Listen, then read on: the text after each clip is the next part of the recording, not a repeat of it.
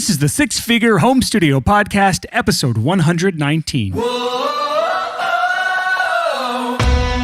listening to the Six Figure Home Studio Podcast, the #1 resource for running a profitable home recording studio.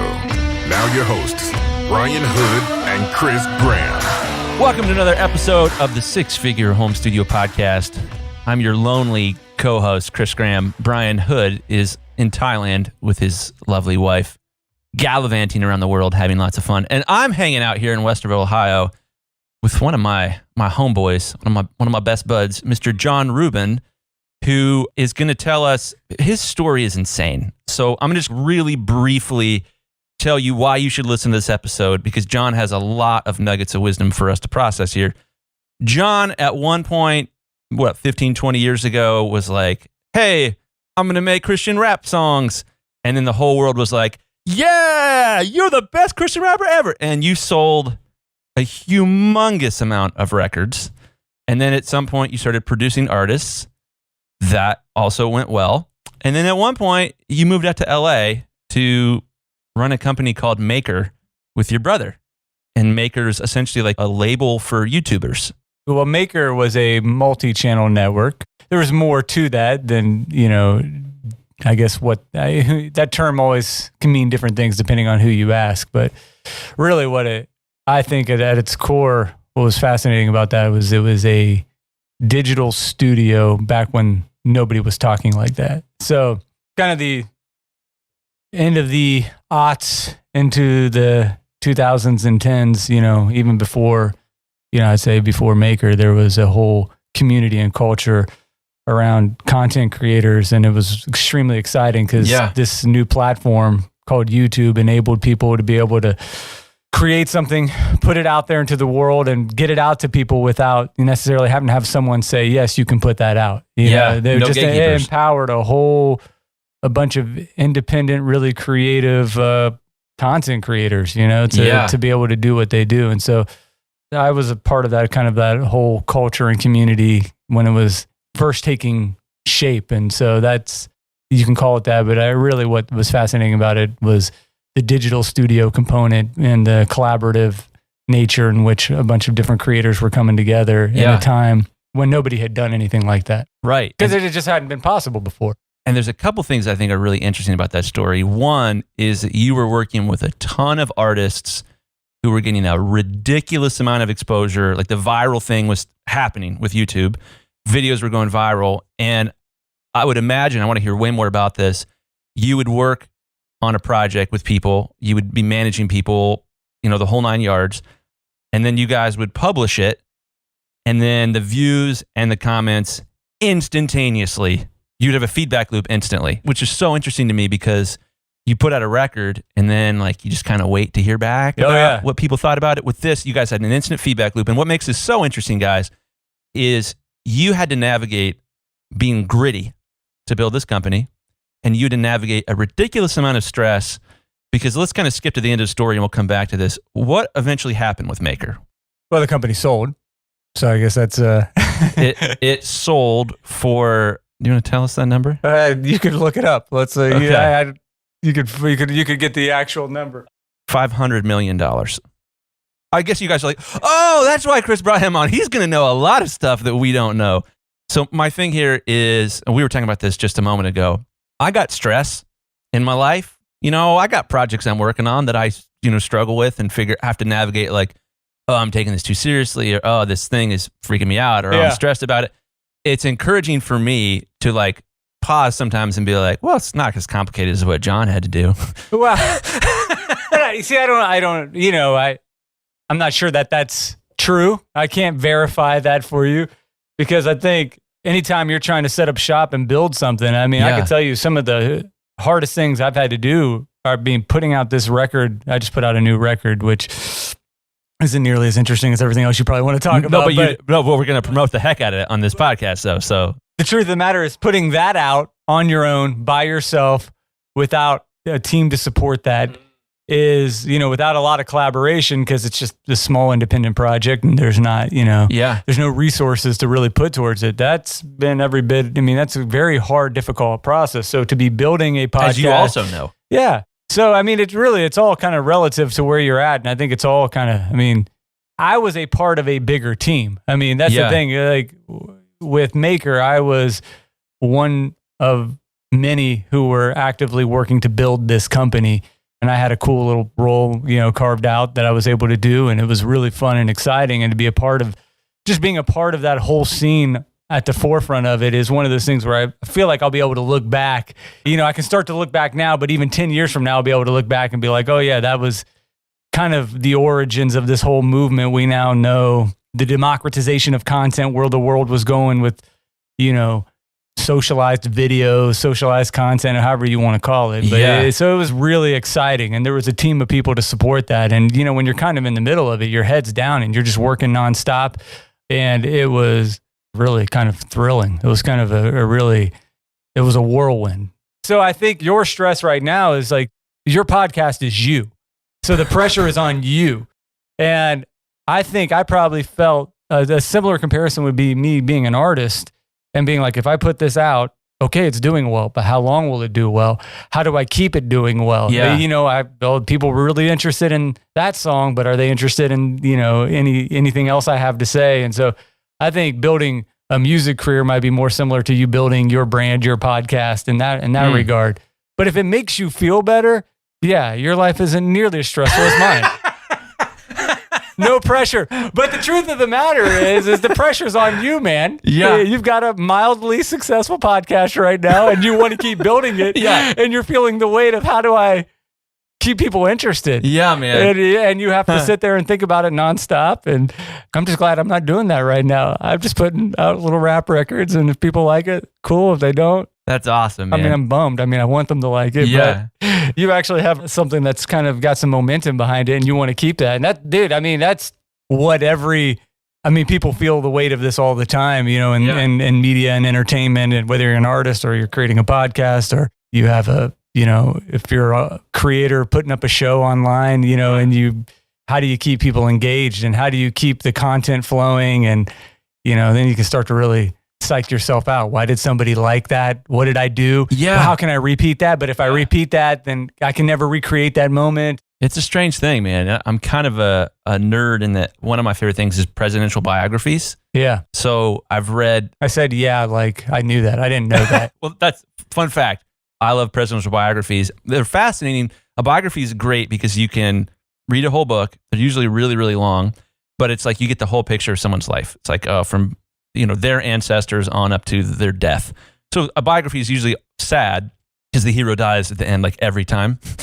But it's fun for me to read these books because it's like, whew, man, Abraham Lincoln sure had it rougher than I do. Like, oh man, that's so much stress. And it's encouraging me to be like, calm down, Chris. You're taking this too seriously. And I look back at like every stage of my life and I'm, when I first got married, it's like, oh man, this is intense. This is kind of stressful. And then we had a kid. And it's like, oh, that was easy. This is stressful. Oh, yeah. And we had another kid. Like, oh my gosh, that was so easy. No, this is, the third kid. And like, so your story with Maker is in that sort of same realm of like, yeah, but John, like, it was intense. And so I want to start at the beginning of your story, but like outside looking in, intensity with Makers. I remember I mastered a record for Maker years ago. I think it was Tessa Violet's record. A super great record. It did pretty well. Like it charted. And I remember somebody at Maker sent me a contract after the fact. And I was like reading through the contract. And it was like an awkward moment in our relationship because I had to be like, John, I can't sign this because it says if I die in the middle of mastering this record that my family will be responsible for mastering this record. I was like, whoa. I don't recall. Yeah, no, it wasn't you. It was somebody else on the team. But it was definitely this picture for me of like, oh dang, they got some things that are happening over there. Like this is very intense. So I don't mean that as like that obviously not a slight on you. It's just like my picture looking in of like, oh, this is how the big boys play. Are you saying that Allison doesn't know how to master records? Not yet. We're working on it. I mean, you could scale your business. If I could just if only your wife could just master records. Well, my children hypothetically have better frequency response in their ears than I do. You know what's funny is I can actually see you trying to train your kids to master albums and your whole family locked into this sort of like you just kind of in a perpetual state of like, like at ChrisGrahamMastering.com. We don't mess with the system old is ears. super efficient. They master. I keep a portion of it. Another portion of it goes to their college fund. It's a great system. Yeah. They're hearing being very logical. They can hear up to like 25,000 hertz. Okay. They know what they're doing. They're so much better. But it's actually kind of funny. My kids are more sensitive than I am in a lot of ways. Like they pass judgment on a song. They're so picky. They like almost no music, but they love like a very small assortment of artists. It's amazing. Like I'll show them a project I worked on and they'll be like, thumbs up or thumbs down. And it's a blast. So it's like if I get a record that my kids like, that's the most fun thing. But let's kind of start at the beginning. Like let's tell your whole story and then let's work up to Maker and what your life looks like now. And so starts at the beginning. How did you get into music, man? I kind of always was in my head. And I remember as a little kid, I would write poems. I say a little kid, but like, I think it was like third grade. I had a poem published in a children's magazine. It was like an educational magazine called Caboodle. My teacher submitted a poem. Maybe it was third grade, fifth grade. I just remember getting a poem published in elementary. I think it was called something like Choices and Decisions. Oh, man. So like a 10-year-old writing a poem called Choices and Decisions about life's heavy choices and decisions, right? So, I mean, I grew up with, I would say, religious home. I don't think my parents would probably want to describe it as a religious home, but so I was also aware of heavy things. So there was like always like heavy conversation. Yeah. So I don't know, whatever it was, I still was already prone towards, pondering life's big questions. And so I wrote this poem called Choices and Decisions, got published in this magazine. And that was kind of the first time I remember thinking, oh, this is a nice little outlet. I can write like this. So I would write a lot and I started getting into hip hop. I don't know if it kind of took shape in that, but that was the time I remember it all coming together. I write poetry. I was like sixth grade. I was starting to get into hip hop. I was fascinated by, the scenes that were popping up and, stuff that was coming out of New York and the hip hop. This is the late 80s, early 90s. And I just got really into the music and the culture and all that sort of stuff. And so I started being like, hey, this is I would kind of start writing raps and I'd rap them over like, instrumentals, or if there was, I remember sometimes, I'm trying to remember. You know what they say, Chris? They say, I've heard this, that a memory is just a memory of your last memory. Oh. And so that's why sometimes it's like, when do we ever really remember anything accurately? Anyway, so I'm always funneling through like, wait, what? How did this happen? Where did I get involved in music? Either way, I got into hip hop. I remember being at a church camp and being like 12 or 13 and being sort of like, everybody was freestyling and me kind of thinking like, well, no one will take me serious if I do it, but I want to do it. So I kind of did it jokingly. And then the moment everyone was like, this dude's pretty good.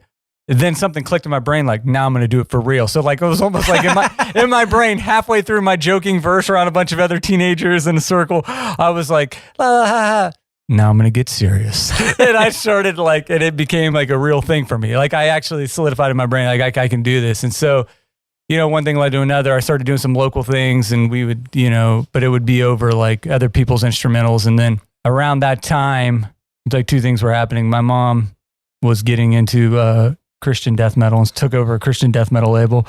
That's a whole other story. What label was that? She didn't take it over, but she helped with a label called, I think it was Row Productions. Okay. There's a lot of Christian metal guys that listen to this podcast for some reason. It's like a huge amount of them. Well, so my mom was way into Christian death metal. It's one of those things where I casually mentioned my mom running a Christian death metal label. That's in of itself a whole interesting story. But my mom was way involved in the scene and she loved, like really, really, like even my metal friends were like, your mom's into some stuff that's just like way more intense than where we care to listen to. Whoa, that's weird. She was like way into it.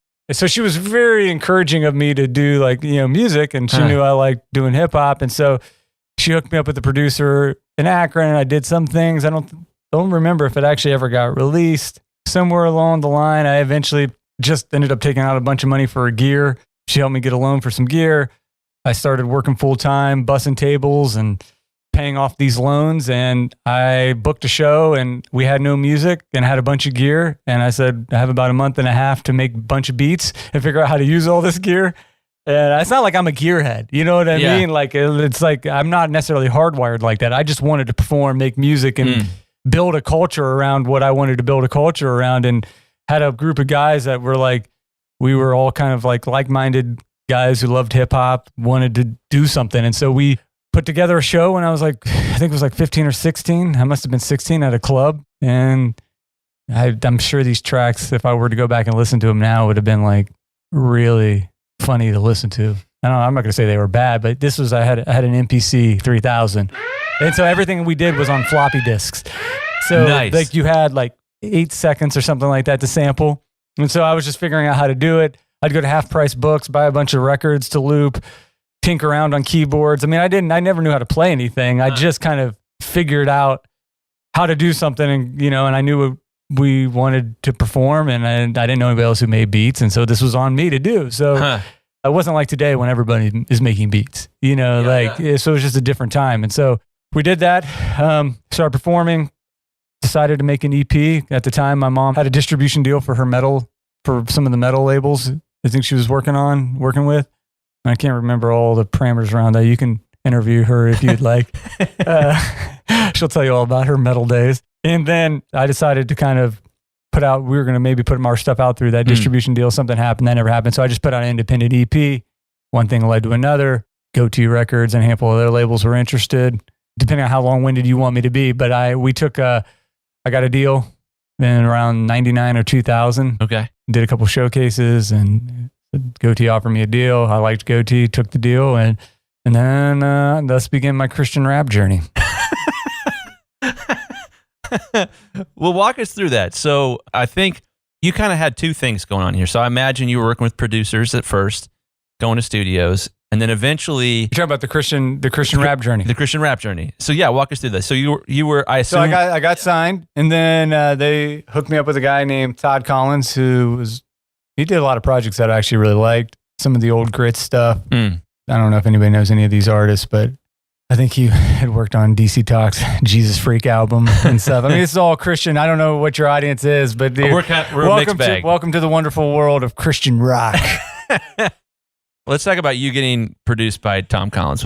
Todd Collins. Isn't the Tom Collins? That's a drink, right? It is a drink, a Tom Collins cocktail. All right. So you were sipping Tom Collins, working with Todd Collins. Sipping Tom Collins, working with Todd Collins. And he's a really good producer. And I super proud of the work that we did together. And that happened we did 2 records together through the course of like 3-year period. I think it was like 2000, 2002.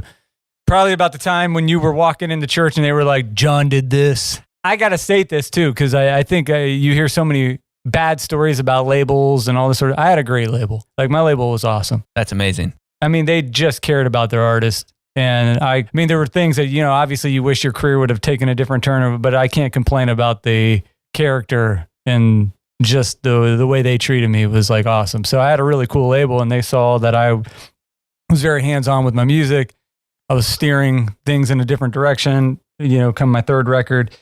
And so, yeah, they let me produce it. So basically, that's what I did. I took the budget and I built a studio. And the funny thing about it is I don't know anything about gear at all. Half the time I'd be like, what gear do I have? Which I said is a really funny conversation, because these are all gearheads here we're talking to. But apparently I was like, oh, I have Neve preamps. Apparently those are pretty nice, because all the gearheads were like, those are sweet. You know what I mean? And let me tell you something. I didn't mention this before we did the interview. This is no big deal. Feel free to say brand names as much as you want. But our podcast is kind of weird. Mostly audio engineers that listen, but we have a gear slut alert. We don't talk about gear at all, which is really weird in our industry. So like when this goes out, you'll hear like a You're not allowed to mention gear. You can, but you'll get a gear slut alert. Because you're just like, we don't want to hear about gear. Well, that's the thing, is like in our industry, a lot of guys fixate of like, oh man, if only I had this piece of gear, then I'd be successful. So then I am great for your podcast. You're perfect. Because I just didn't care. I didn't know. I had a buddy who I had worked with in the past, so I should probably say I tracked my first EP with was a guy named C.R. Pendleton. Yeah. who got mentioned on the podcast very recently. So CR is an interesting guy, man. He's a really cool dude. And he kind of, me and you, I think we've talked about kind of the trajectory of your career with mastering. But CR had kind of figured out a long time ago how to just produce a volume of indie bands and do it well and provide a good piece of product. Let me kind of cut in here. We've got a couple episodes ago, I forget which number it was, we had Seth Mosley on the podcast. You know Seth? Yeah. No way. Well, Seth is crushing it right now. Oh, I know Seth. Yeah. Like he's writing like #1 hits all day long for Christian radio. Like he's destroying it. But yeah, Seth was on, so CR got mentioned like a couple episodes ago. I probably need to reconnect with him. No, CR, dude, he was a very sharp guy, man. And as far as like understanding how to build a business around recording, I mean, and obviously Seth worked with him, so he knew talent. But yeah, no, so CR ended up coming into and it was a little house in, we redid our basement, and that's where I made my third record. We outgrew that, and then that's when I got the other place with the house and the little house in the back that we put the studio in. And so we were just making music in the back. So for 2 albums, it was CR, and some of my, probably I would say my most successful stuff came out of me and him kind of tinkering in the back. At that time, it's like I listened to those records, and I'm like, some of it, I'm like, what was I thinking? This is a style I should have never attempted. And then some of it I absolutely love. But the point is we were experimenting and having fun, and that was really fun too, working with him. That's awesome. So the label funded the record. You bought gear. CR came over, and you guys. Yeah, we produced it together. So my production, like when I say I produce probably in a very traditional, old school way, where I'm like really dig into the division of something, or try to. It's just very hands on, and how song selection, how we're going to navigate that if I were to work with another artist. But I was never behind the boards.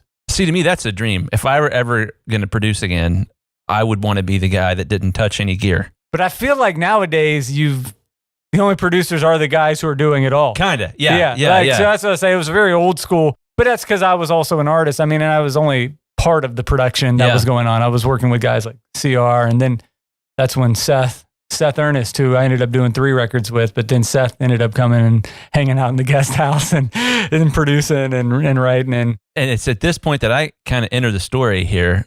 And I remember I was sitting there, and you guys had just gotten masters back from somebody, and you're like, these don't sound good.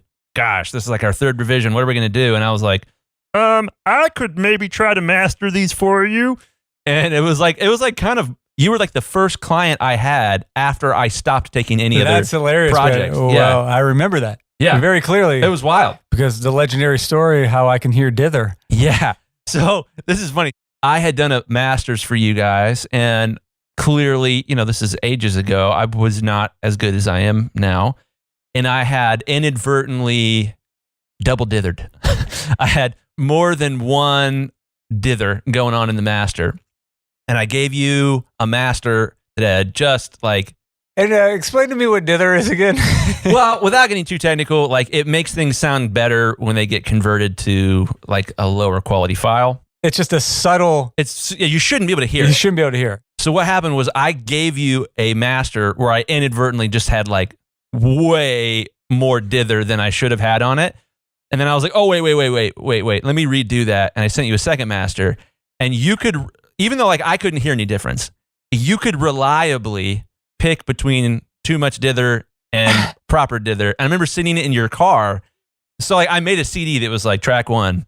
Like I randomized it, like track 1, song 1, too much dither. Track 2, song 1, proper amount of dither, and didn't tell you which was which. And you like nailed it. Like you were like, oh, it's that one, it's that one, it's that one. And I remember just being like, what the hell? Like, how is he doing this? I still don't fully know what dither is, but I wear that as a badge of honor. You can hear it. Whenever I tell Seth when he's mixing, I'm like, Seth, remember to stop acting like I'm being too picky here. I'm the man that can hear dither. I can tell the difference. Like, oh man, what did we go with? Did we go with double dither? We went with way too much dither. Those songs still sound really good. I went back and I was because I'm working on a new set, and I pull in a few tunes from that album, and I listened. I was like, yeah, that album sounds really good, dude. Yeah, man. Well, thank you. It was a ton of fun. Your mix engineer was really good. He made it very easy on me too. So there's that. I forget who it was. Anyways, okay, so let's grab us back on course here. So you're working out of a home studio, you're making records. These records are doing all right. They're selling. Yeah. A ton of people are all over the world listening to your music. I don't know if I'd say a ton, but I had a good audience, and I, like enough to keep making records. Yeah. Do you know how many records you sold in your life? I don't know the exact number. It wouldn't be like, it's nice. I feel good about it, but it's nothing like, it's nothing insane. In like, Christian music, it was good. For what I was doing in the 2000s as a guy doing kind of alternative hip hop and the youth group world, Yeah, you were killing it. I did really well, and I got to make music I was proud of. That's awesome. That's the thing too. Like Goatee was again, they were very supportive of me, and it wasn't like I was just handing them. Sometimes it would be something I think was like, could have been easily marketable, and sometimes it's like, how are we going to market this tune? Who's going to listen to this? Like it depend on the project, but I think, yeah, I did well. I'm happy with it. It's awesome, man. Yeah, I like that you think it's a ton. Well, like in the Christian music world. Well, you tell me what you think a ton is. I'm actually curious about this. I don't know, but like 100,000 records back in the day is a lot. I lot. sold a ton of records then, my man. Well, I mean, case in point. I have no gold records. It's all good. So here's the thing. Case in point, we were just at breakfast at North Star Cafe down the road here in Westerville, Ohio. I don't know if I mentioned this before. You also live in Westerville. Again, Westerville is weird. There's no reason Westerville should have so many cool people living in it, but there are a bunch. It's great. It's a great town. It's a great town. And we were having breakfast. And does normal better than anybody else. It's true. We're the most normal town you can possibly have. It's the most exciting normal town on the planet. There we go. Let's make that our slogan. But yeah, we were at breakfast and somebody walked up and introduced himself and quoted your song lyrics at you. And it was like, yeah, this is... Chris, I know this is making me sound good, but that was my wife's old boss.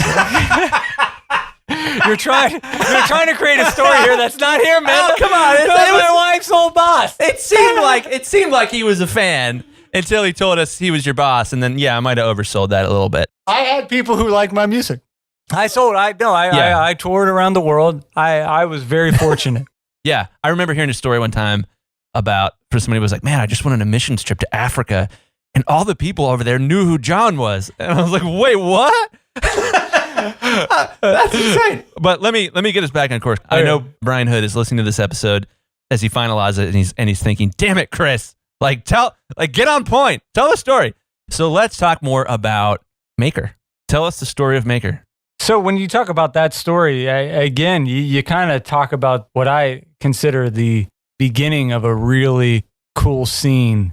So to me, it's... What year is this, by the way? I don't know the exact date Maker came into existence off the top of my head. But 09, 010 is probably... 10, 9, 010. 010. It was 010. 010.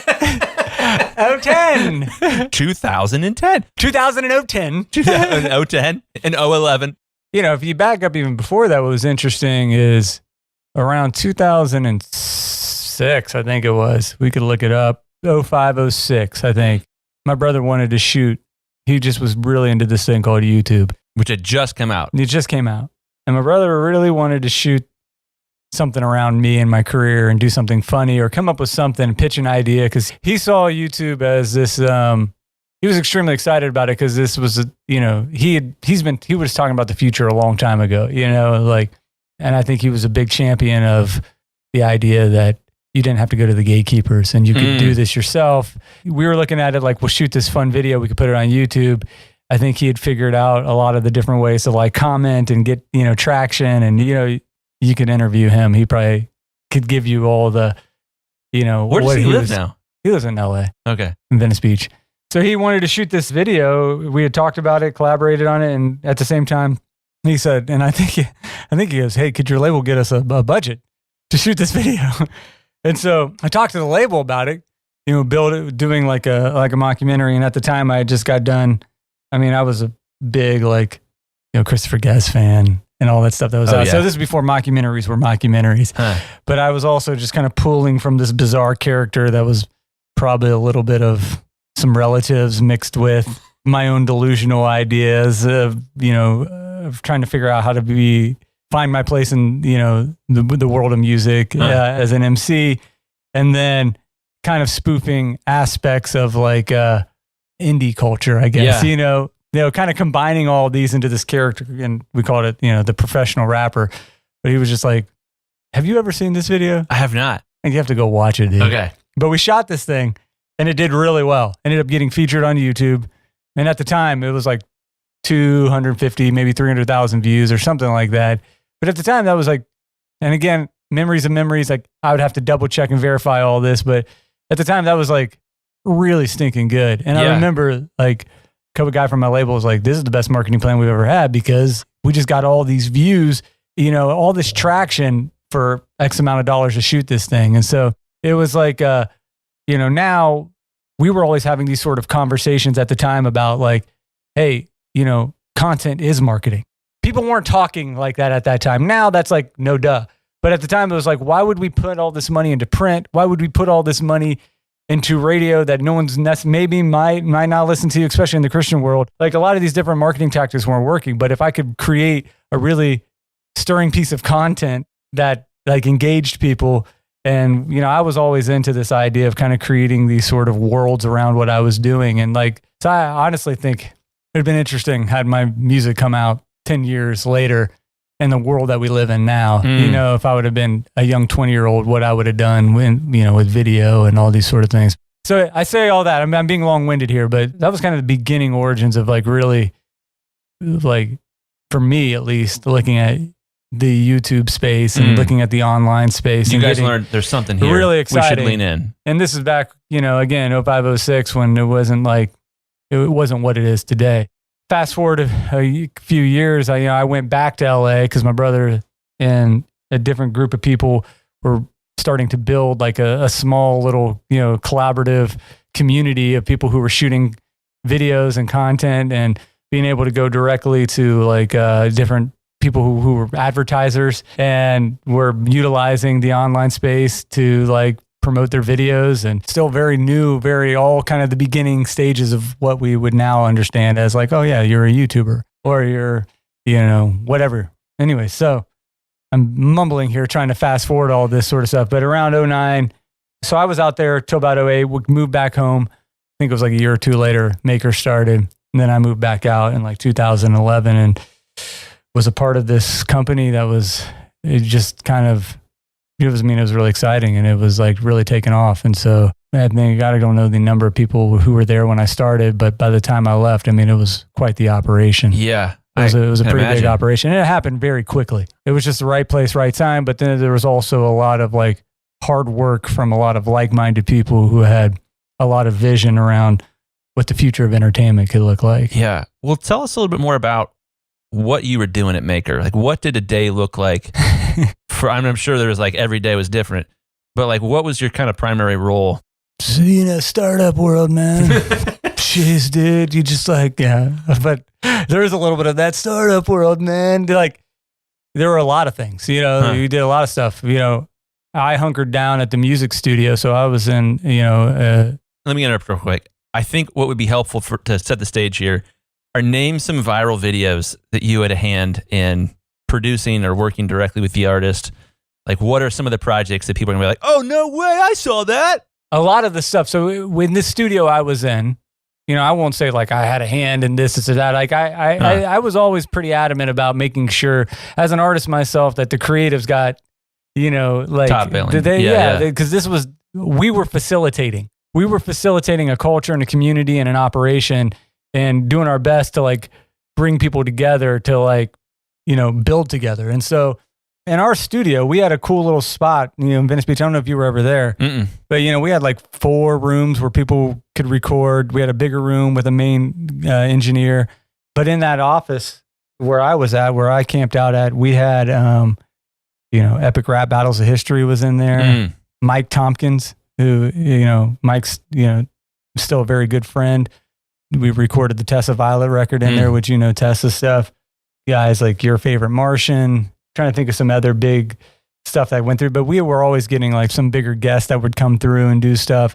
So there was a lot of really successful people doing like some pretty cool things in that building. And again, I was one piece of a much bigger collaborative group of people who were pushing this thing forward. But it was wild, man. It was really wild because it all, when you think about like a a factory of, innovation or like content creation. I mean, we had 3 or 4 studios and people were creating and soundproof rooms and pumping out videos that would generate huge numbers. And, people would be, there was a lot of like, when I look back on it, I'm like, it's pretty cool that I got to be a part of all of that, and at the forefront of a lot of like where the world of entertainment was going. The ones that people always seem to get a trip out of, like people will always bring up like, epic rap battles of history. If you've ever seen it. Amazing. They were so brilliant.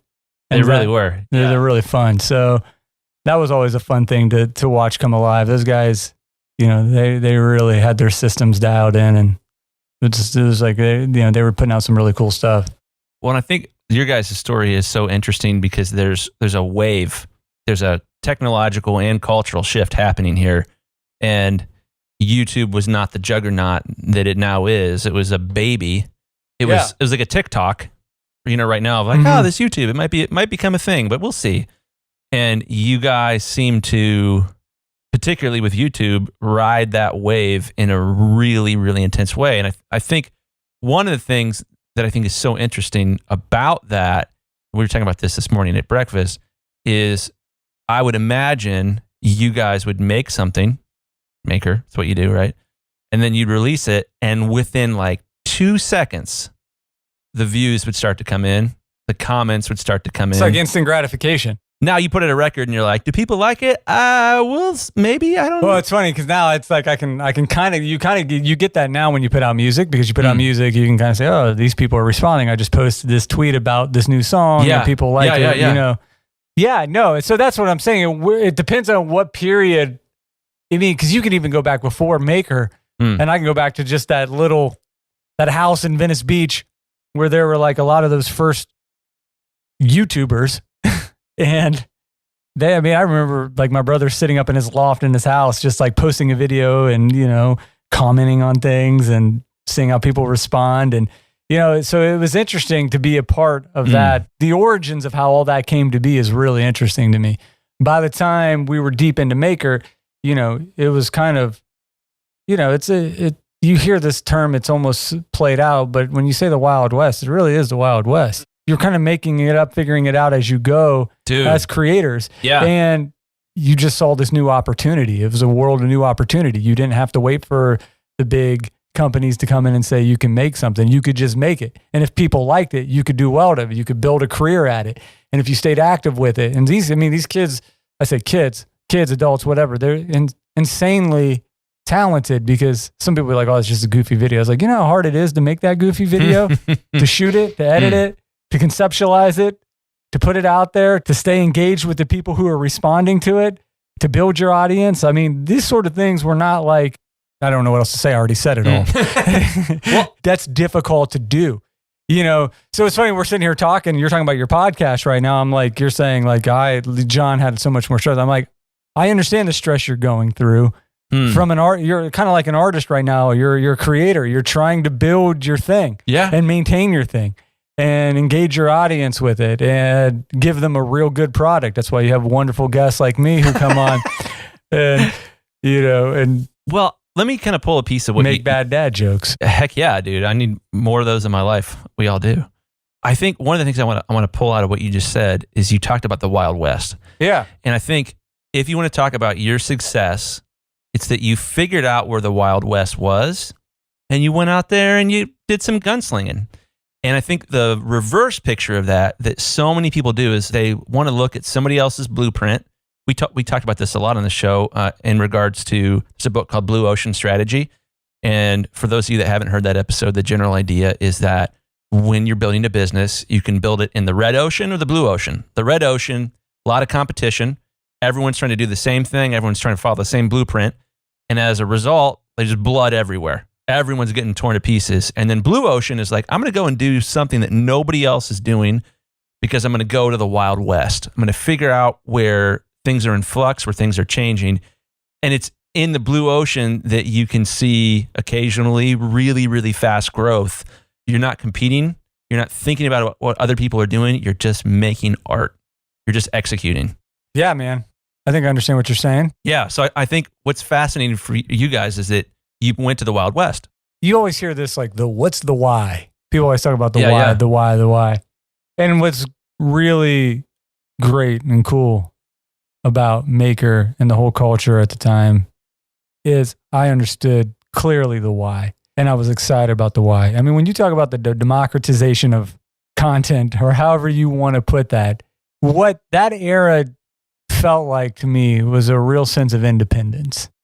And it really, I think for a lot of people, when I go back, and I was even saying this a little earlier, when I track how I got into music, I never really cared about like getting a record deal, any of those sort of things. It wasn't like I was into independent hip hop, and I loved the culture. I loved the vibrancy of the whole culture of hip hop, and not just the music or the idea of a record label, or like, I liked, the b-boying. I liked the art. I liked the DJs. I liked the whole thing and the vibrancy of the community and the culture of it. And I think there was a sense of independence that me and other like-minded people had. So when shifting into the YouTube space, and kind of at that time, there was just this sort of like crazy unique energy going on, where I used to hear these words like the democratization of content, and meaning like anybody could do it. You didn't have to wait for a gatekeeper to say it was okay. If you had the will, if you had, enough resources to just put together a cool idea and shoot it low budget, like there were people who were there to respond to it. And then the idea that, YouTube is like, you could put it up there. And yeah, I don't know how they look at it now, younger generations, but at the time that was revolutionary, that you could put something up there. At the same time you had MySpace popping, you know what I mean? That you could put something online, people could share it. You could build an audience, you could build your own audience, and it was your audience, you know what I mean? And you could talk directly to people, and you could create a format that was engaging. Then you could put it out there. You could get on a regular routine of putting it out there, and you could kind of schedule it out, and you could actually make a career for yourself doing that. That was revolutionary. I think, what happened was that now you see major industries in entertainment taking their cues from it. But at the time, it was this sort of thing that was on the fringes of, entertainment, but it ended up becoming kind of pop culture, and so that was really exciting. We knew the why. I mean, if you ask what it was, it's like a digital studio. It's the studio of the future, and that was really exciting to be a part of. And I think that is still like, when you talk about like people who do things or want to set out to do something, like, you knew moving out to LA, when I flew out there with my wife, and my 1-year-old literally got off the plane, went to IKEA, grabbed a mattress, and, shared a house with my brother and his girlfriend. Like, it was exciting because we knew what we were getting into, you know what I mean? And we'd kind of been around it, been a part of it from the beginning, and it was a trip, man. I think the interesting question here, the big takeaway that I think could change some people's lives listening to this podcast, is there was a moment and there was a place, and it's going to happen again, but it's going to be something totally different. It might be TikTok. It might be somebody who starts a business doing similar stuff to what Maker did, but for making like TikTok videos. And instead of just being like, oh, we're going to hold our phone up and whatever happens, happens, to put thought into it and to have a production team. You look at YouTube, and correct me if I'm wrong, but before you guys, generally speaking, you had one-person teams making videos. And it's like, oh, we got a guy. There was no like, let's build a structure to make the best damn content that we possibly can. Well, I think the one-person team was still very much the spirit of that era. Yes. But it was the support that you want, or the collaboration, and the sharing of audiences and the growing of audiences and the community of people who are engaged to this new form of entertainment. It's interesting. You even say something like TikTok, and I honestly don't know. I think I've seen very little about TikTok. I mean, I'm surprisingly out of the loop on a lot of stuff right now, but a lot of that stuff always felt like a derivative of the first era anyway. So you can't recreate what was. It's kind of like saying, let's go back and recreate 60s rock. It'll never happen again. It'll never happen like again. So there's something else out there that somebody's exploring that we don't even understand. And if I understood it, then I would be the one championing it. But there's something going on. I think that with TikTok is like a derivative, in my opinion, from just how I view it. A lot of these other stuff are just a derivative of the initial movement that happened in the early 2000s. Yeah. Where this initial life was given to independent creators where, you could just post your stuff online. Yeah. And have a platform that was easy. Well, because even back then, if you made a record and wanted to put it on iTunes, it was not fast. No. It took a while. When was the first? It was like, Gwen Stefani was the first single on iTunes, right? I want to say iTunes was like 2002. 2002, 2003. But even then, like, when it became possible to get distribution as an independent artist, with CD Baby and then eventually TuneCore and DistroKid now, like these companies have made it easier. But initially back then, there wasn't really a space where you could just like, hey, I made this like 5 minutes ago. I just finished. I want to get real-time feedback. What's interesting? It's like when I think about my music career, I think someday I'm going to be able to look at this and maybe even find it more fascinating. But my career follows the trajectory of that shift and that change. Like my first album came out in 2000, the beginning of 2000. Cassette tape and CD, things being boxed and shipped to stores. But then there was always this rumor that the world was about to change. All throughout my music career, things are going to change drastically. Second record came out, still kind of a similar thing. But at that point, that was right when things were becoming like the beginning stages, I think, of iTunes. So every album, there was always this weird thing of like, yeah, it sold less. But in today's landscape, that's even better because the world is changing. Napster's out there. And so there was always this sort of like my career. And by the time 2010 hit, this was before streaming fully hit, and there was a sense of like, nobody's buying music anymore. And then I pivoted into a different, still similar to the space I was in, and, in that it's entertainment, you're putting out, created content, but, I shifted more into the video space. Well, and let me bring something up here. I think one of the things that's interesting, I'm always kind of fascinated with trying to figure out someone's superhero ability. When I'm doing I'm coaching somebody, or every single time I meet anybody, like that's the first thing I'm thinking of, like, what makes them special? And for you, I think a lot of your success is probably rooted in the fact that you were a great entertainer and that you knew what entertaining was. That's how you were able to entertain people. So when you pivoted to taking more of a behind the scenes role, that was a super strength for you to be able to see that magic in somebody else and recognize it and be a compass. I don't know. Are we allowed to sit around talking about our superpowers? Sure. Feels a little cocky. Well, talking about superpowers. I think that every single person has a superpower. Well, for me, I think I was always hands-on in my own business. So even when I was an artist, I'd hear people complain about labels and how bad the labels were. And I would always think to myself, man, these guys are putting hard-earned money towards your career. And I was always doing the numbers. I'm like, most of the time, these labels aren't making money off artists. They were hedging their bets that one artist would break. And especially in the world I was in, certain aspects of Christian music, there was good money to be made, but there was a ceiling for all alternative Christian hip hop artists. Heaven was the ceiling. Heaven was the ceiling.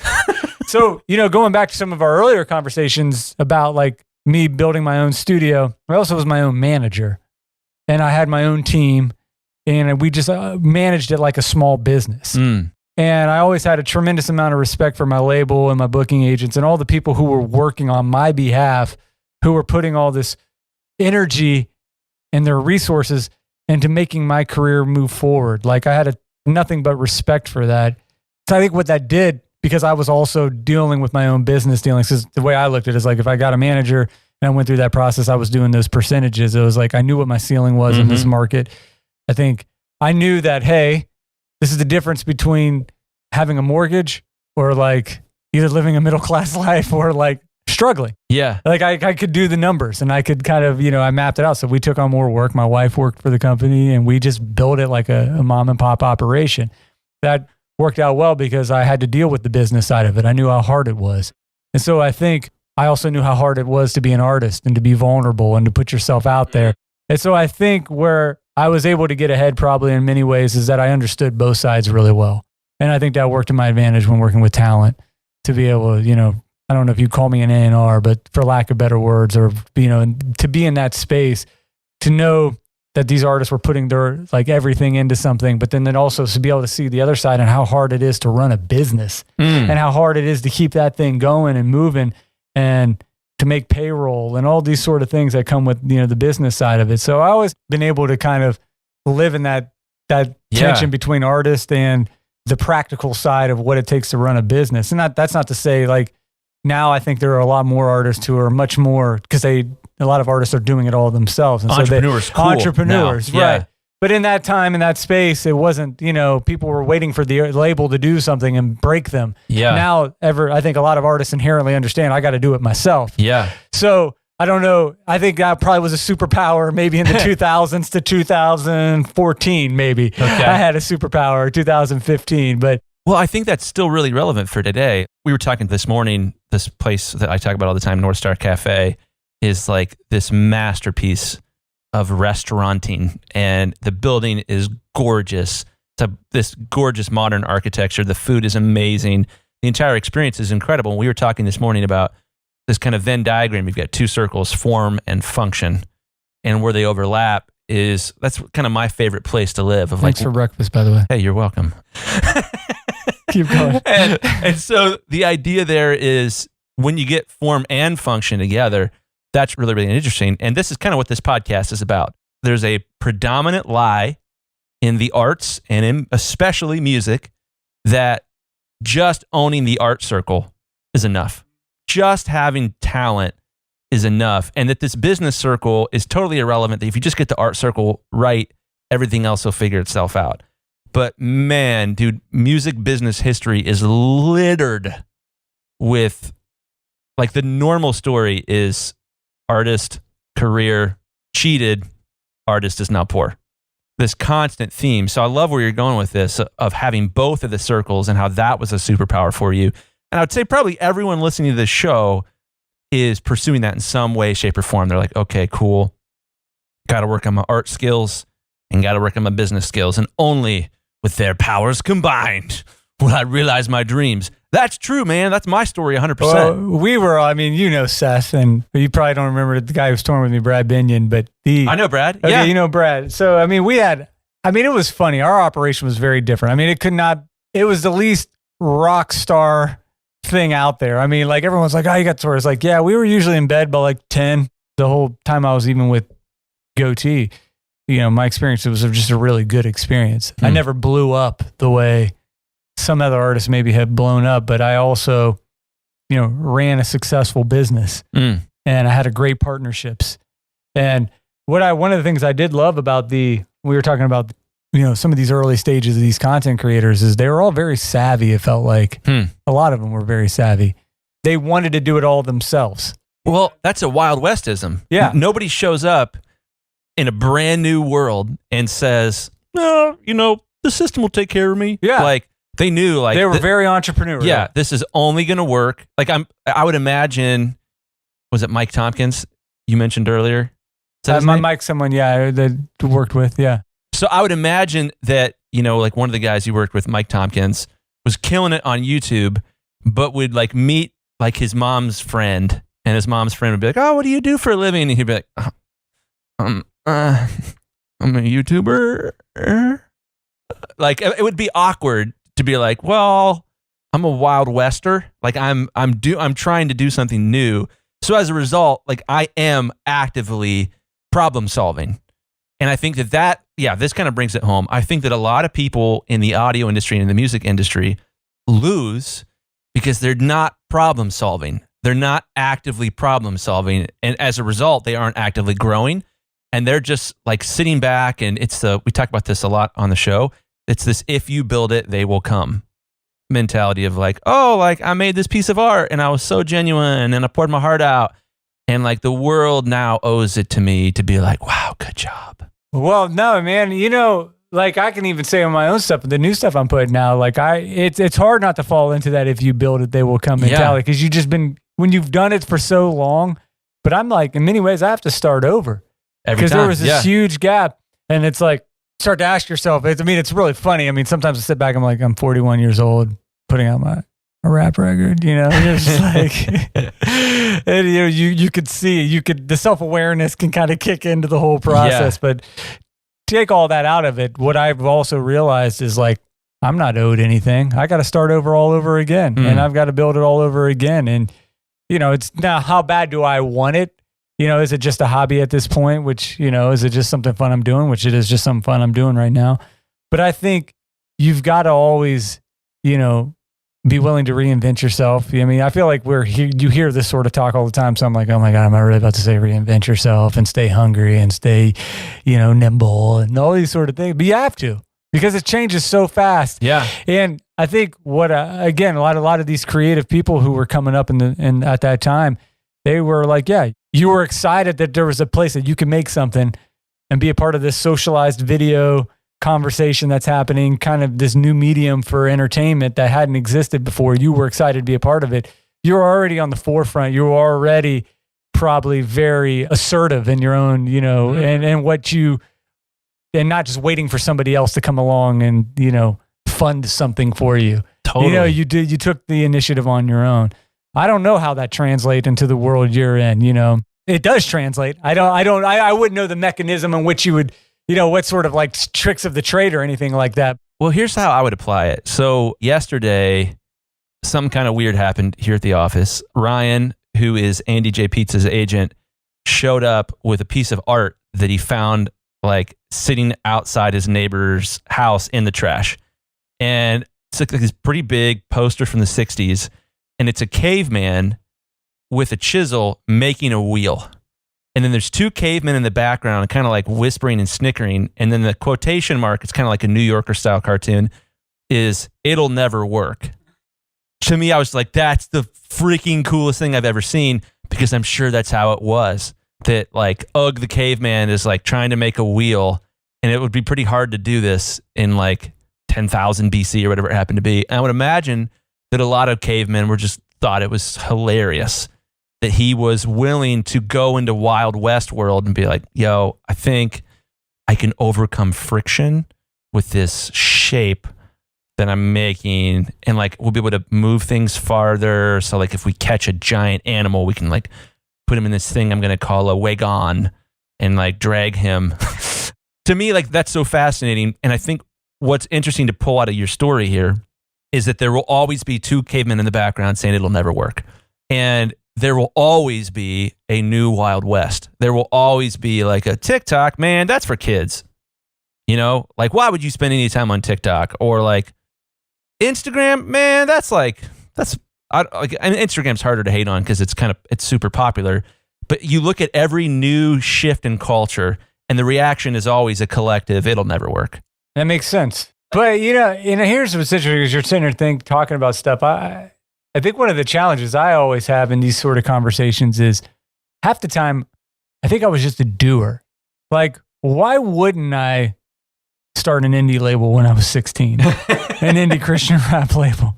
Or, you know what I mean? Why wouldn't my mom be a part of the Christian death metal scene in her mid-40s? And why wouldn't I just plug into you have gear, we can make a record, we'll put that record out, and it'll be distributed, right? That's how I think sometimes if you overthink something, instead of just moving forward with something and there's that sort of like you can stay in conceptual mode so long that you never go anywhere, and you try to mastermind something. The thing about the Wild West is you got out there, you didn't know what was going to happen. Yeah. And you just went for it. You drew. You pulled the gun out and you started shooting it. A lot of times it doesn't work. So I think for me, I'm looking back and I'll be like, wow, that's crazy that we did all of that, because it was just like, well, yeah, why wouldn't I do that? Why wouldn't I, someone wants to offer me a record deal. That's cool. I like them. They seem like great guys. And, at the time there was no sort of like, I didn't have a manager. I didn't even know what an A&R was. I didn't know any of this stuff. I didn't know any of the parameters of it. I just knew I wanted to make music and build something cool around what I was doing and bring my team along and put it out there. And, then it's like, oh, we're going to shoot these videos and do this cool thing. Oh, that's fun. We can create a series of sketch comedies, and I can somehow apply that to my music career, and I can have a multifaceted, I could be a Renaissance man. I could be, like I can do sketch comedy. I can be an artist that works well with the live show I'm trying to put together. Why wouldn't I do that? So much better than, hoping someone thumbs through a magazine and sees my face there and says, oh, he's got a new record out. I would much rather build a culture around what I was doing. And the whole idea was you build a community and an audience, and you engage with that audience, and you're constantly engaging with them. And that's what I think more than anything, the new world offered, is that you could stay in constant communication and engagement. Now, I think there is also a downside to that because you can overdo that. Now you have all these people coming in with their marketing strategies. You got to communicate on social media and you do it this way and you do it this way. And honestly, I think some of it just becomes noise. If it feels like you're a marketer, you're not doing it right, probably, And so I think that's the flip side of the challenge, I think, of being able to do it all now. Because you ever see this? You're on Facebook or something, and some guy just blitzes you with like everything he can do for you or what he's doing, and it's annoying. It's just too much. It's too much. It's too much. So I think there is a real strategy, and I hate to use these words like brand building and all that, but it's a delicate balance between what you can offer and then just feeling like a marketer. But I think for me, it was just every step of the way. There was always like, why not? Why not? I didn't, like you're an optimist. Yeah, but I can be deeply cynical too, which is a great. I had a whole album. I'm also you can check that out. It's called Boy versus the Cynic. It came out in the mid 2000s. I love it. But I think at that period of time I was more accustomed to just kind of going for it. Awesome. Just do it, dude. Yeah. So I think this is really, really cool. I love your spirit of a couple things you said. You said you're a doer. And I love this. I'm fascinated by this quote. If it feels like marketing, you're doing it wrong. I think I probably misquoted you just then. But this idea of like, we talk a lot about this book called The Go-Giver, and we're like obsessed with it. And the essential idea is just like help people and everything else will figure itself out over the long run. And that's been a really intense kind of message for me because that's the podcast. It's like there really wasn't a whole lot of strategy. And it was like, we're nerds and we like talking about this stuff. Maybe people would listen. Okay, yeah, they will. Cool. But there was never, I think I've emailed my email list like one time about the podcast, and it just sort of keeps working. But the thing that's been really weird for me too is as we make this content, and maybe this is too much behind the kimono here, but like all of my business is dramatically changed as I just started trying to make content. Just make it and do it. Make it and do it. Yeah, yeah. Like I stopped being so intense with like YouTube ads or figuring out, really complicated targeting, which all those things worked. Yeah, no, I do some of that too. And I actually have a buddy who's helping me do some of that even with my new project. Nice. Because I think it's important. But there is a level of like. It shouldn't be the only thing. Well, and it goes back to that whole initial concept, which again, at the time was super revolutionary, I believe. I don't know what it is now to say this, but content is marketing. Just make meaningful stuff. Yeah. Make meaningful stuff and be consistent with it and engage people. And I don't know what the line is. People be like, where's the line? I don't know. You have to kind of figure that out. And probably totally depends. I don't know when the line is you're doing it too much or you're not doing it enough. I don't know. Yeah. Gary Vee would say you can't make too much content, I think. I hear about it. I honestly don't know much about Gary Vee. I know a lot of people like. You'll love or hate him or both. Yeah, so he's interesting. But I think, let me pull some kind of truths out of this for us. I love your story. I love what you learned through it. I love that you were faithful the whole time to just make stuff. Just do it and see what happens and then keep making stuff. And I think one of the things that worked out really well. And I do want to say this. In all fairness, I had a label also. Like I want to be clear about that. I had a label helping market me. Like, so there's some things that I wasn't hands-on probably in understanding even when I was young. And so I could kind of come in here flip and be like, man, I just made and look what happened. Blah, blah. But there is, I guess what I'm saying in all of that is like some of the unique paths I took. I didn't think like, why shouldn't I do that? I just did it. Yeah. So that would be probably unique. Like I didn't, everybody else might have, where I think maybe some traditional artists we might have been like, well, this is the way you do it. I was like, why not do it this way? Why wouldn't we do it this way? And I think some of that paid dividends for me. And some of it also, like I was telling you, when I put out the professional rapper video, you got to watch this thing. I remember watching it at GMA. Goatee played it at GMA. And I remember watching people's expression on this video. And I actually remember being insecure about it because I was like, oh man, I realized quickly how weird it was that I made this mockumentary. And I think what probably happened through the course of that period is like probably 5 out of 10 people who were into my music loved it. 2 out of 10 were probably like, whatever.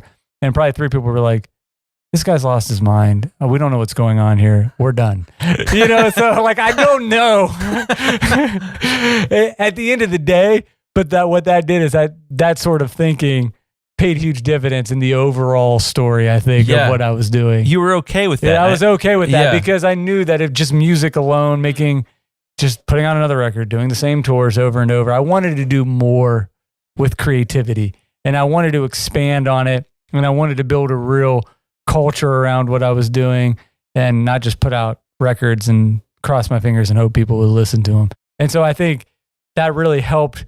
I think long after I wasn't selling as many records, I was still getting shows because I think, I was still getting tours and people were taking me on tour because I think they knew that I brought something more than just the music that even people would know or not know. They knew that the music would connect, that there was something bigger to what I was doing that made it a little more engaging. And so I think it did pay dividends. It didn't, I don't, whether or not it blew my records up or didn't, that wasn't the point. The point was it built something much bigger. But also I was going to say the thing about content too, when we talk about this story of like audiences, what I loved about those YouTube community figured out in those early days is like the collaborative side of it and the sharing of audiences. And so, again, I'm not sure how that's applicable to your folks listening. No, that is. But the 1,000% the sharing applicable. of audience and the collaboration, I think hip hop does this well too. I mean, hip hop is always featuring different people, and and there's a real community aspect to hip hop music where you get featured on one person's project, they feature you, and you share audiences and you build a community together. What I liked about the YouTubers is they would be acting in different. A lot of the people I was around were acting in other people's sketches. You know what I mean? They were like telling their fans about it. Their fans were telling their fans about it. They were sharing audiences. They were giving, like sharing that audience with a new person coming up that they believed in. And so that there was a real cool community aspect to what was going on. And, and I'm sure these books, I mean, I haven't read any of them, but I know there's tons of books on building your tribes and all that sort of stuff. Well, John, you're a weirdo because I know you're not like a business book nerd. You somehow seem to have like an inherent wisdom, an inherent like understanding how machines work, understanding how cultures work, understanding how communities. Superpower. But so, and like that's why I wanted to have you on the show Because I did it. Yeah, you did. I did it. Yeah. I mean, if I was a good enough writer, I could have wrote a book, but I there are other people who are better writers than me that are, can write that book. But I've been since I was 15 or 16 and we were throwing hip hop shows, and you go out and you pass out flyers and you try to get people to come and you build a culture and community, you engage. I mean, you find the people who are going to be into what you're doing, and then you find other people who are doing something similar. And dude, so let me deliver kind of like the final blow here, because I'm learning a lot from this conversation. What I observe in our community of recording studio people is we have a lone wolf culture. And there's like a myth of the lone wolf of like, oh man, like he was just like a god and he rose to the top. I don't buy that. So my buddy Brian Hood that hosts the show, like it was when we developed a friendship that we started to see a lot of growth in each other, and the podcast grew along with it. Same with Andy J. Pizza, is as we kind of met and became friends, we have gotten better. And I look back at myself like a year or 2 years ago and I'm like, wow, what a loser. Like I've learned so much and grown so much, but it's the community that drove that. And I think in our industry, the people that listen to this podcast primarily are recording studio folks, that there's a mentality of like, don't share, keep your secret secret, do it on your own, because what you really, really, really want is validation. You want to be like, I was successful, I did it by myself because I'm awesome, and smirk. And I don't buy it. I think we use the word genius way too frequently. Yeah. Like you're not that special. None of us are that special. That's why I'm the collaborative effort. I mean, I will say one thing. Sometimes community, too many voices can kill a project. Yeah. So there is a level of that, too many people speaking into something. I fully understand that as well. I'm with you there. I heard a saying one time that a camel is a horse made by committee. Well, I'm just saying when camel is a horse. Let's give it a hump. No, let's give it 2 humps. Some of the times. Well, that's funny. I mean, that's usually like, I know this is me logically thinking about something that's really funny and not laughing, but that's actually really funny. Yeah. You're very humorous, Chris. Why, thank you. That's a fantastic joke. I appreciate it. Well, I think speaking about myself, like, that's why I'm quick to say, like, I just did it, man. Blah, blah. But then, no, I had people working my projects too. You know what I mean? But there were people who were catching on to, I think, a big part of what my vision was, also inspiring that vision. And I understood the power of the people who helped me get where I got, you know what I mean? And the ability to share and connect your audiences. And I mean, it's a cool thing. This is a message that I don't think I'll ever stop needing, but I struggle with the lone wolf thing. I struggle with wanting to be like, oh, I'm going to do it on my own. I'll be fine. You're like, oh, I'm gifted or some crap. And I love the way you've taken this conversation about like, because you started initially like, oh no, I was on a team and I was kind of like, no, man, tell us how awesome you are. Like at the beginning of this episode, it's funny because even as we've been doing it, I've been like, man, I wish Brian was here for this episode with me because he makes everything better. We're better together than I am by myself. And you hear that, Brian? Yeah, you hear that, Brian? He's editing this right now in Taiwan or something. Thailand? You make Chris better. You make me better. But like that really has been, I guess I'm like just connecting this right now. Like the lesson of 2019 for me was the power of collaboration. Well, but you know what? And here's the thing, is even if you're kind of operating on your own, doing a project on your own, the fact that you're under the same roof with creative people upstairs, and that you can swap ideas, you can get out of your own head, you can feel that sense of community. There's a lot of power in that. And don't underestimate the collaborative nature of that. So even if it is like, there are times when it just needs to be you. Because if there's too many people over your shoulder, you just get out of the room, man. Let me just get this done. Yeah. Because I know what I need to do. I know where this needs to go. I'm going to take it there. Just being around like-minded people. Like when we go and we have tea time, the Westerville Creative Tea Time. There's a lot of power in that. Like you just, finding like-mindedness and collaborating in that way too. So, I mean, but that's where you become less libertarian, Chris. You realize that maybe there's Democrats and Republicans. That nothing is done on its own. It's true. That there's a team of people that always feed into. Man, he's getting me. So yeah, like it is. Like I appreciate you coming on the show, man. And you're hitting the nail on the head. Yeah, for sure. You're hitting the nail on the head. That I think the take home for this, guys, is that trying to build a recording studio, a successful career, trying to join that 6-figure club, that's how you want to say it, is one thing. If you're doing it by yourself, trying to find a community of people, and that doesn't necessarily mean business partners. It might, but like I definitely guarantee you, it's like a fly on my glasses. What is happening here? We have like one gnat that lives in this office that I cannot kill no matter how hard I try. But yeah, so this idea of like having people with you doesn't necessarily mean business partners, though it might, but having people that like make you healthier.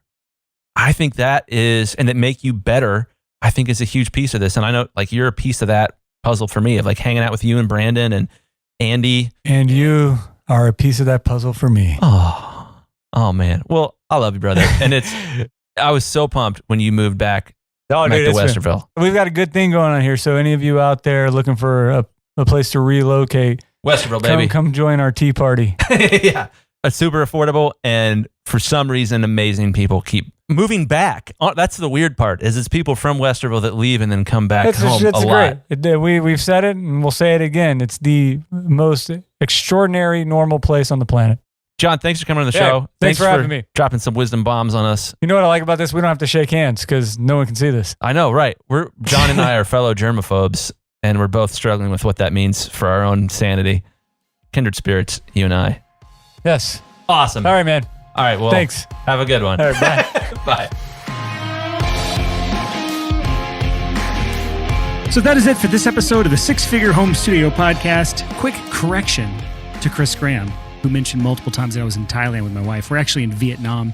And if you listen to the intro or outro of the last episode, I'm in Phu Quoc this week, which is a small island in Vietnam, just south of the Cambodian coastline. And it has been absolutely incredible here.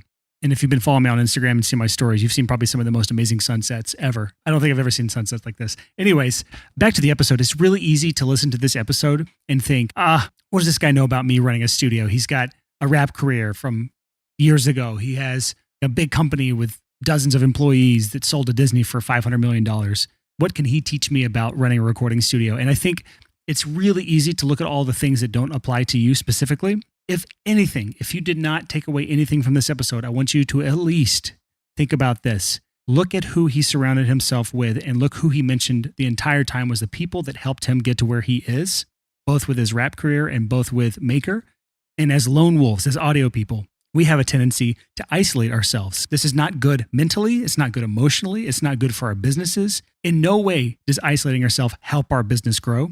I definitely have not done what I've done alone. I think if you've watched my webinar that thousands of people have gone through, I mentioned that I had a mentor that helped change my mindset. And I've had tons of mentors along the way. I've had friends that have helped shape my business along the way. And I think one of the cool things about the way our Facebook community specifically and our Slack community, if you're a profitable producer course student, I think the way our community works is it is so much easier to collaborate and form lasting relationships with people now than it has ever been before in the audio industry.